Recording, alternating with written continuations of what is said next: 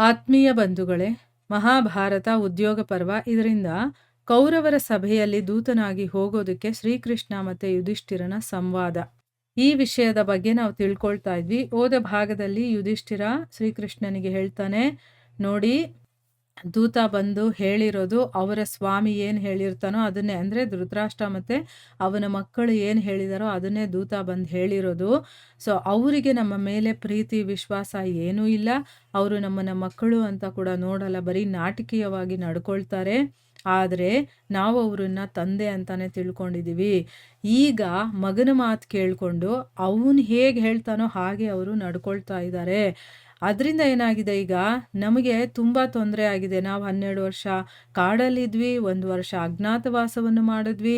ಅದು ಮಾಡಿದ್ಮೇಲೆ ಆದರೂ ಕೊಡ್ತಾರೆ ಅಂದರೆ ಅದು ಕೊಡಲಿಲ್ಲ. ನನ್ನ ತಾಯಿ ಸೇವೆಯನ್ನು ಕೂಡ ನಾನು ಮಾಡೋಕ್ಕಾಗ್ತಾ ಇಲ್ಲ, ಮತ್ತು ನನ್ನ ಬಂಧು ಬಾಂಧವರಿಗೂ ಕೂಡ ನಾನು ಭರಣ ಪೋಷಣೆಯನ್ನು ಮಾಡೋಕ್ಕಾಗ್ತಾ ಇಲ್ಲ ಅಂತಂದ್ಬಿಟ್ಟು ಯುಧಿಷ್ಠಿರ ತನ್ನ ದುಃಖವನ್ನು ಹೇಳ್ಕೊಂಡ. ಮುಂದುವರೆದು ಈಗ ಹೇಳ್ತಾನೆ, ಕಾಶಿರಾಜ, ಛೇದಿರಾಜ, ಪಾಂಚಾಲ ನರೇಶ, ಮತ್ಸ್ಯರಾಜ ಮತ್ತು ನೀವು ಇವರೆಲ್ಲರೂ ಕೂಡ ನನ್ನ ಸಹಾಯಕರಾಗಿದ್ದೀರಾ. ಆದರೂ ಕೂಡ ನಾನು ಕೇವಲ ಬರೀ 5 ಊರನ್ನು ಮಾತ್ರ ಕೇಳ್ತಾ ಇದ್ದೀನಿ.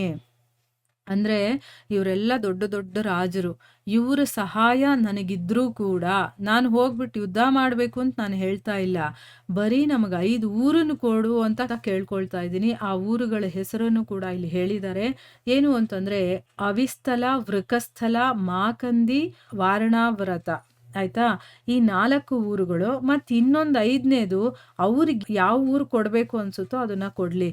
ಈ 4 ಊರುಗಳು ನಾವು ಹೇಳ್ತಾ ಇದ್ದೀವಿ, ಇನ್ನೊಂದು ಊರು ಅವ್ರಿಗೆ ಇಷ್ಟ ಬಂದಿದ್ದು ಕೊಡಲಿ. ಈ ರೀತಿ 5 ಊರು ಅಥವಾ 5 ನಗರವನ್ನ ನಮಗೆ ಕೊಟ್ಬಿಡ್ಲಿ ಸಾಕು. ನಾವೇನು ಅರ್ಧ ರಾಜ್ಯವನ್ನು ಕೊಡು ಅಂತ ಕೂಡ ಕೇಳೋದಿಲ್ಲ. 5 ಜನ ಇದ್ದೀವಿ, 5 ಊರನ್ನು ಕೊಟ್ಬಿಡ್ಲಿ. ಅದರಿಂದ ನಾವು 5 ಸೋದರರು ಕೂಡ ಒಟ್ಟಿಗೆ ಇರ್ತೀವಿ. ಮತ್ತು ನಮ್ಮ ಕಾರಣದಿಂದ ಭರತ ವಂಶದ ನಾಶ ಆಗದೆ ಇರಲಿ. ಯಾಕೆ ಅಂತಂದರೆ ಯುದ್ಧ ನಡೆದ್ರೆ ಭರತ ವಂಶವೇ ನಾಶ ಆಗುತ್ತೆ ಅನ್ನೋದು ಅವನಿಗೆ ಗೊತ್ತಿದೆ.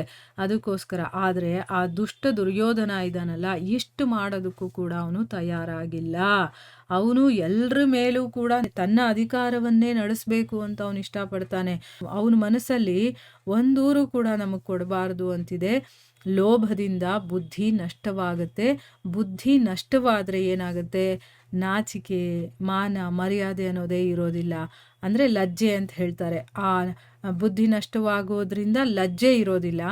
ಲಜ್ಜೆ ಜೊತೆಗೆ ಧರ್ಮ ಕೂಡ ಹೊರಟೋಗುತ್ತೆ. ಧರ್ಮ ಹೋದರೆ ಏನಾಗುತ್ತೆ, ಶ್ರೀ ಅಂತಂದ್ರೆ ಏನು, ಲಕ್ಷ್ಮಿ, ಅವಳು ಕೂಡ ಹೊರಟು ಹೋಗ್ತಾಳೆ.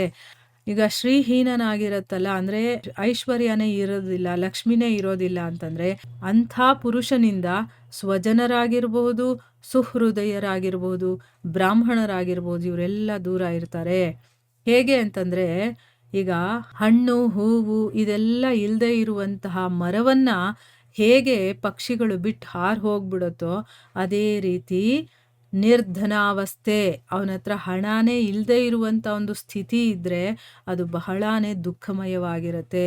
ಕೆಲವರು ಈ ಸ್ಥಿತಿಗೆ ತಲುಪಿ ಸಾವನ್ನೇ ಕೇಳ್ಕೊಳ್ತಾರಪ್ಪ, ನನಗೆ ಸಾವು ಬಂದರೆ ಸಾಕು, ಹಣ ದುಡ್ಡು ಏನೂ ಇಲ್ಲದೆ ನನಗೆ ತುಂಬ ತೊಂದರೆ ಆಗಿಬಿಟ್ಟಿದೆ, ನನಗೆ ಸಾವೇ ಬಂದ್ಬಿಡ್ಲಿ ಅಂತ ಕೇಳ್ಕೊಳ್ತಾರೆ.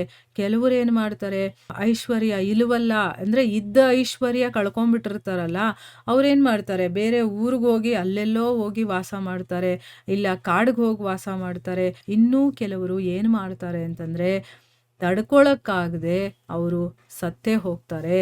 ಯಾವ ಜನರು ಹುಟ್ಟದಾಗಿನಿಂದಾನೇ ನಿರ್ಧನರಾಗಿರ್ತಾರೋ ಅವ್ರ ಹತ್ರ ಹುಟ್ಟದಾಗಿನಿಂದಾನೇ ಬಡತನ ಇರುತ್ತೆ ಅಂತ ಇಟ್ಕೊಳ್ಳಿ. ಹಣ ಕಾಸು ದುಡ್ಡು ಇದನ್ನೆಲ್ಲ ನೋಡೇ ಇರೋದಿಲ್ಲ, ಅವ್ರಿಗೆ ಅಷ್ಟೊಂದು ಕಷ್ಟ ಅನ್ಸೋದಿಲ್ಲ.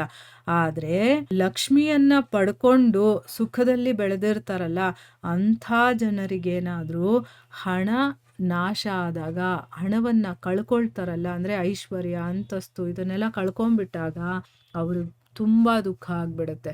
ಯಾಕಂದರೆ ಅವರಿಗೆ ಹುಟ್ಟದಾಗಿನಿಂದ ಅದರ ರುಚಿ ಗೊತ್ತಿರುತ್ತೆ, ಅದರಲ್ಲೇ ಬೆಳೆದಿರ್ತಾರೆ. ಅವರು ಸುಖದ ಸುಪ್ಪತ್ತಿಗೆಯಲ್ಲಿ ಬೆಳೆದಿರ್ತಾರೆ.